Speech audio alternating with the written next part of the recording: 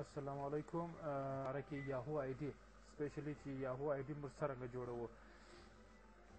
ګوګل www.google.com.pk له چې رالاست او په دا کې yahoo.com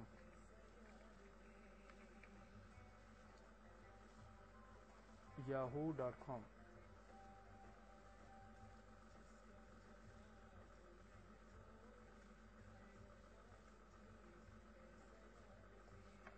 په yahoo.com چې مې خلاص کړي په دې کې ساین ان او ساین اپ ساین ان چې دی د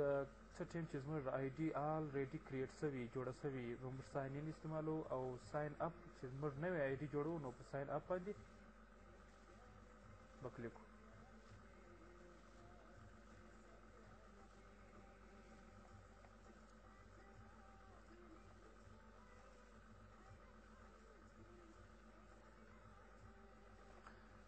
موږ سره فرست نیم سیکنډ نیم او جنډر میل ډیټ اف برث او کال او ملک بیا آی ډي کوم آی ډي چې ته جوړول غواړې هغه آی ډي په خپل پسندیده آی ډي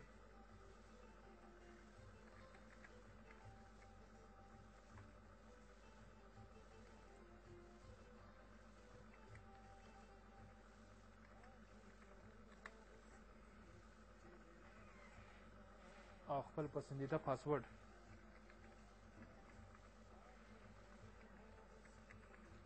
دوه واره به خپل پاسورډ ورکړي او بیا به الټرنیټ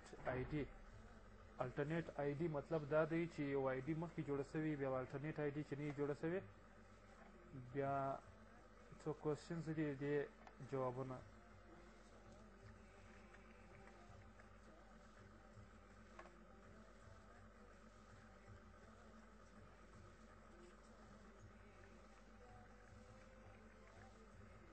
څو کوېسچنز جوابونه دي او بیا هلته د موږ سره یو کوډ راځي او کوډ چې دی د دغه آی ډي هغه اهم شی چې دی دا کوډ دی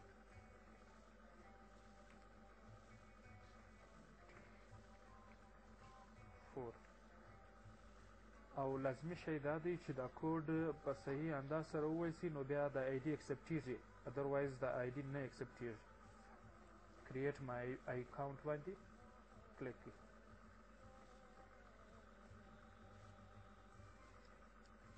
بعض اوقات دا نشي اکسپټ نو بیا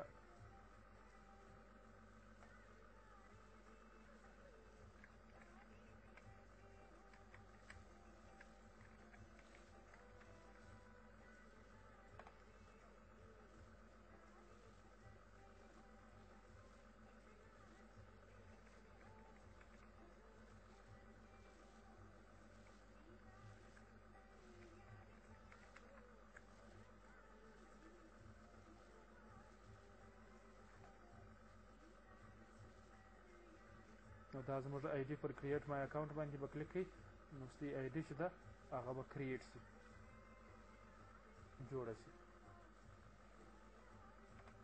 کنټینیو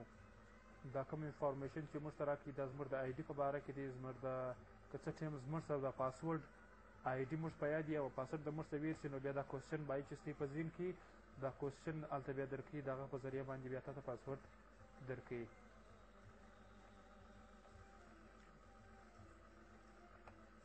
او چې پر کنټینیو باندې کلیک کړئ ستا آی ډي به خلاصه شي ګرانو کتونکو دا و زما